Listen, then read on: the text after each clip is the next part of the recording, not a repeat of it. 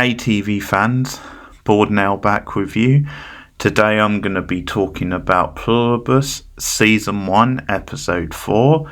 The episode is called Please Carol, full spoilers from the start of this review, as always. So this is a solid episode. It's not my favourite of the season so far. I think I actually might like last week's a bit more, but it's a different kind of episode. Like last week's, I said, was actually pretty funny at various times, like quite laugh out loud funny, to go along with some of the darker themes and ideas it was playing with.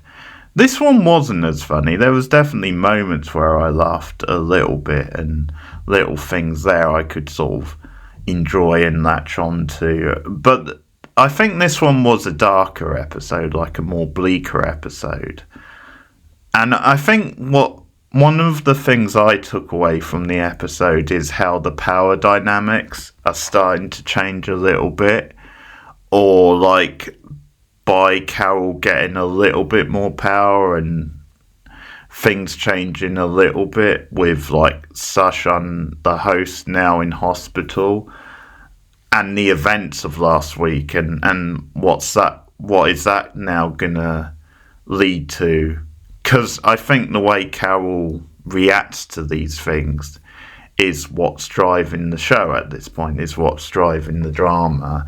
And whether she intends it or not, it's something which takes it down a darker path, a more like spiraling out of control path. But she quite rightly reacted in a certain way last week where she questioned this idea of just taking everything she says on face value and literally supplying her with a grenade. But that's one thing, but where does it stop? And this idea then you have to have a moral compass, you have to have the ability to process these things and question it. And that's something I said in the last review. Then I feel it's getting into this world almost now where sometimes we do have easy access to really dangerous things, really extreme things, and probably things which at the very extreme end a lot of people maybe shouldn't have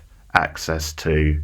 So it seems almost by something coming out of that with the grenade and everything that happened in the fallout, then it has almost changed the status quo a little bit of the show and a little bit of the Carol character and how she now reacts to things. That's one thing which I did take out of it a little bit, and some of her actions in this episode. Now, the opening of the episode is quite interesting because we open with the guy in Paraguay who she spoke to on the phone last week, and we get the other end of that conversation. And I guess quite early on it was probably going to be him because of him being mentioned last week. And we see that he's quite secluded, he's acting all mysterious. And he owns like these storage units, and he puts out a message, like a letter, to his customers saying, sorry for any inconvenience, we've been forced to open your storage units, we will reimburse you, he says. And what we see is that he's taking supplies for himself, and I'm not quite sure why. I'm guessing maybe just whether that's just the kind of person he is, like maybe we are looking at a person who isn't like so sympathetic, or if it's just the idea of this is becoming the status quo now where he feels he needs to steal supplies, or it could be that he's just literally taking advantage. Of course, I'm not sure how many of the customers are around, so that's another point.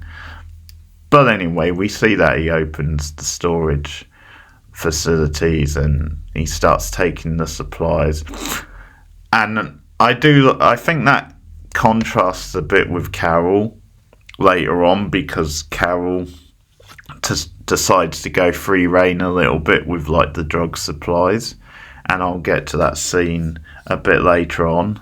So we do see like the other end of the phone conversation with this guy and Carol, where initially she calls him and he swears at her and hangs up, and she calls back, swears and hangs up. And then we see him put her name on a list. So that's something we're going to come back to in future weeks, obviously. And I think it's an okay scene. It's one of those scenes, it feels a little bit okay academic, like do we have to see the other end of it? But I'm willing to see where it's going, what that's setting up, because we see him, as I said, put her details down on a bit of paper. So he's marked her down as someone he's now interested in, and maybe it just impressed him, like the guts she had to like phone him back and give him a bit of abuse back. So it's sort of hinting at a little bit of his character. And when we first see Carol in the episode, we see that she's still driving her broken down car. So that's again pretty consistent with her character, like this idea of she's still in the process of, this is still the norm to me. I'm still going to go about driving this car, even though they're offering me like a new upgraded model. And again, that's something which you can argue back and forth with, but there's certain sentimental value, I think, with Carol to the car. And she finds out they're working on a house, putting that back together, volunteers, and she doesn't remember asking them to, but apparently because she was so gone out of it and in a state of shock in the ambulance, then they took that as her nodding her head. So it's like, you did agree to that. And once again, it's this idea of them not really understanding the signs and how human beings work at times. And you also get like the local mayor there. I think it is the mayor, and he thanks Carol for voting for him, which gave me a little chuckle, because again, it's this idea that, okay, he knows, or they know, then how she voted, and that's something which, again, in the real world, is something which is very private. I mean, I know if you're passionate about your politics, you're probably not going to be afraid to say, I voted for this party, I voted for this person. But yeah, in theory, there is a little bit of a candor to it, where it's like you go off and you vote in private, and it's not really anybody's business.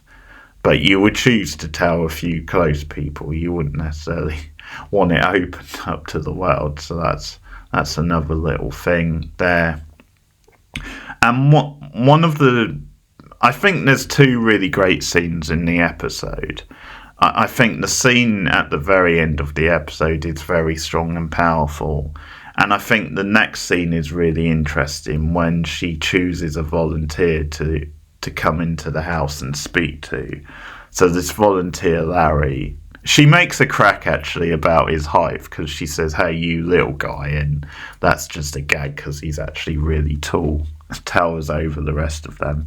So she brings him in, and she wants him to say what he thinks, or what they as a collective think of her novels.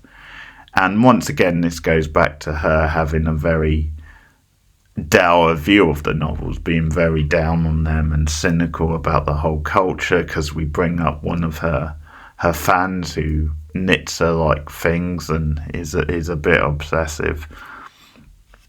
And he just gives her the collective, very positive political answer of, we're really big fans, Carol. We really love it. It's as good as the works of Shakespeare. And I think just Rhea Sheehorn's like deadpan reaction to that stuff was kind of funny.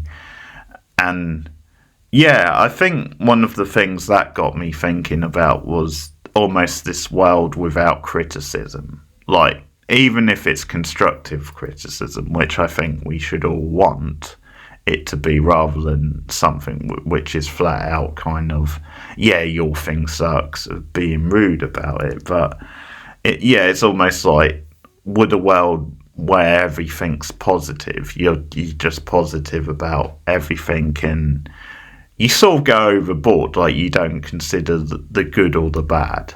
Like, is that really a healthy world? Probably not, but it goes to Carol's state of mind also. Then she can't get on board with all this like overly positivity, almost like she sort of finds it quite suffocating, and she's willing to cut through the BS of, yeah, come on, you're talking me up like I'm one of the greatest novelists maybe ever.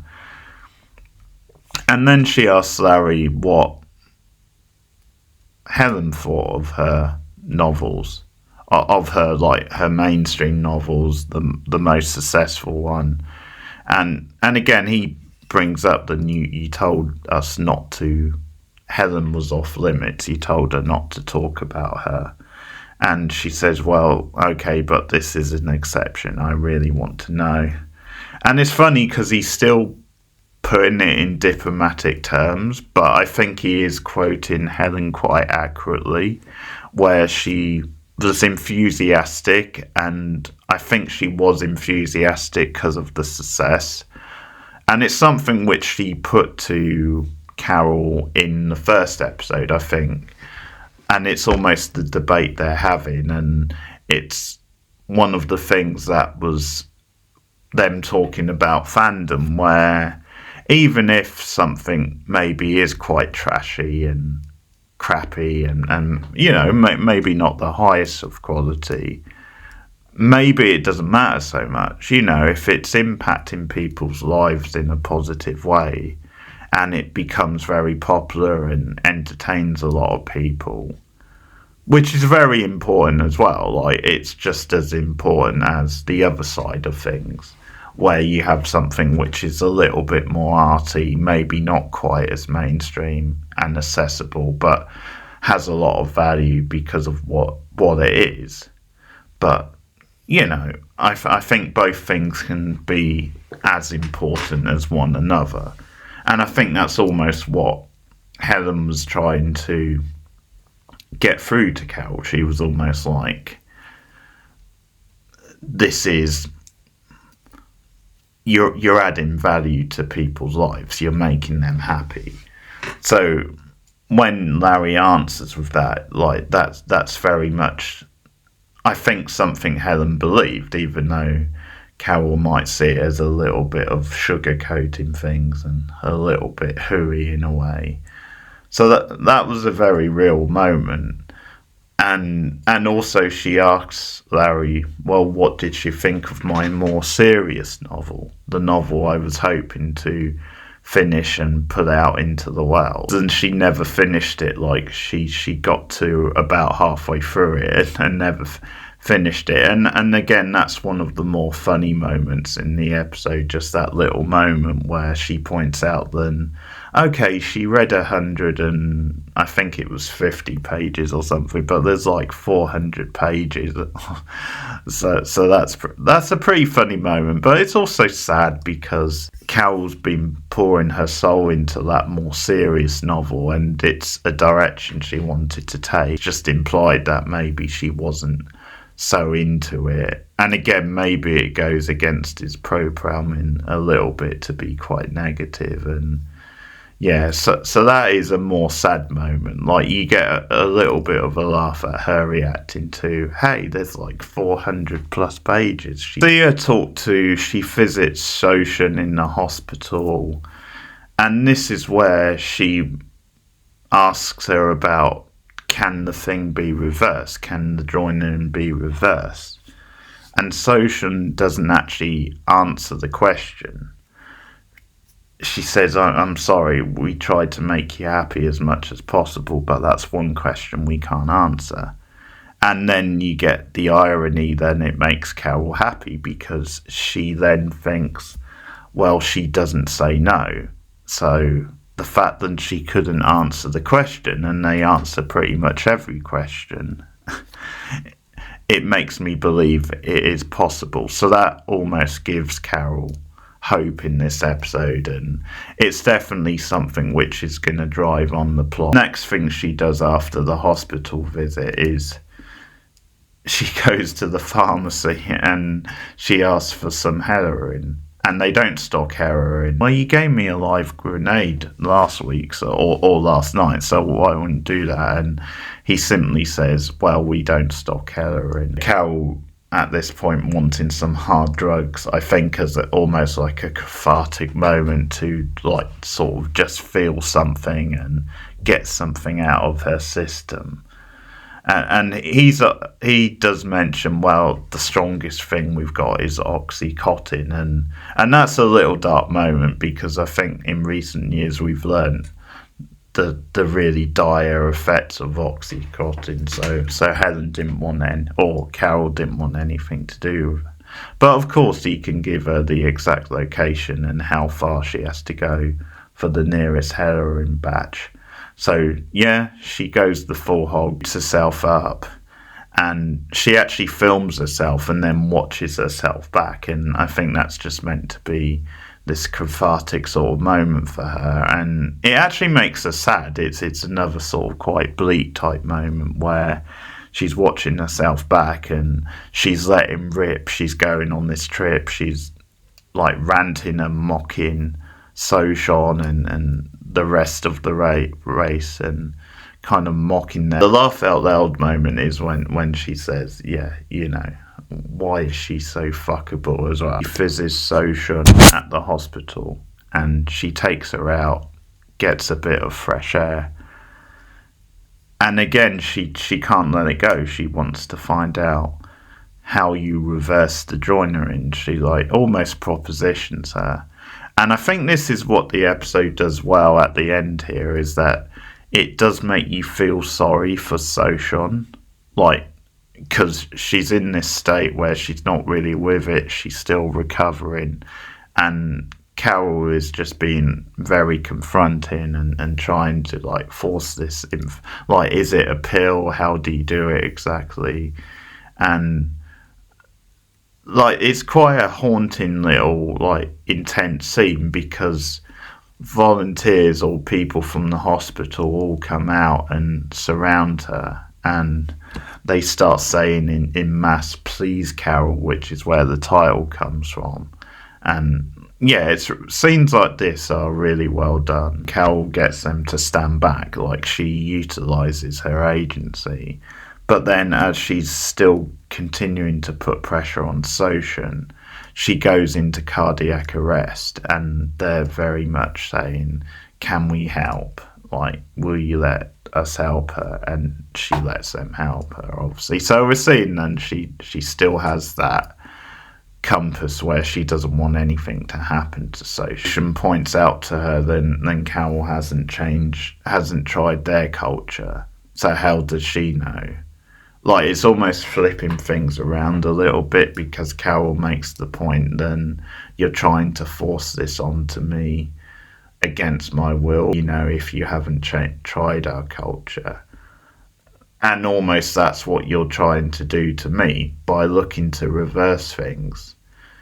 You're trying to convince me and change my way of life. Not a comparable thing, but it is a good point. And I think the point about you don't live like me, I think that's definitely an idea to do with embracing other cultures, like in the real world. Like, I think in the actual show, the argument doesn't quite work from Sochon, but I think what it's playing with is the idea of people should try other cultures, or should at least embrace other cultures. The ending of the episode was very strong. Like, it was a very powerful moment, and even though I think there's still enough of you definitely rooting for Carol, I think, yeah, the power dynamics, the way they flipped around a little bit, and Sochon going into cardiac arrest, and I think the actress is playing that very well. I know people are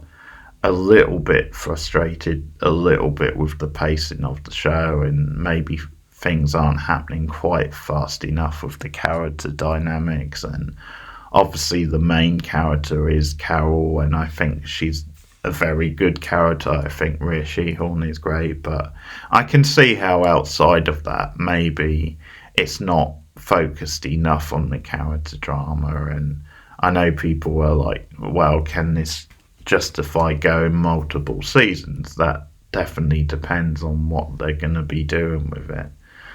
And I can see that. I can see that complaint as well. But for me, I am enjoying the themes of it. Like, I'm enjoying how it's playing with the ideas of it, and some of the little moments of like the darker humour. Probably a week to week show where I think you watch an episode at a time, at least on a first time watch. I'm not sure if I could see myself watching like 2 episodes at a time. Let me know what you think of it in the comments below. Like and subscribe as always. And speaking of sci-fi, but obviously a much more mainstream sci-fi series, Stranger Things is back this coming week with the 5th and the final season kicking off, part 1, which is the way Netflix tend to do these things. But I'm excited to dive back into the Upside Down and really looking forward to the final season. Pretty sure it's going to be epic no matter what happens. And you can look out for my reviews of that on the channel, and I will also be doing some special Stranger Things type content. I have a live stream planned the following week with guests to discuss the first 4 episodes, and I'm also planning a Stranger Things quiz for this week, which will be Tuesday. But thanks for listening, guys. Like and subscribe. Let me know what you think of this episode, and I'll see you again soon. Goodbye.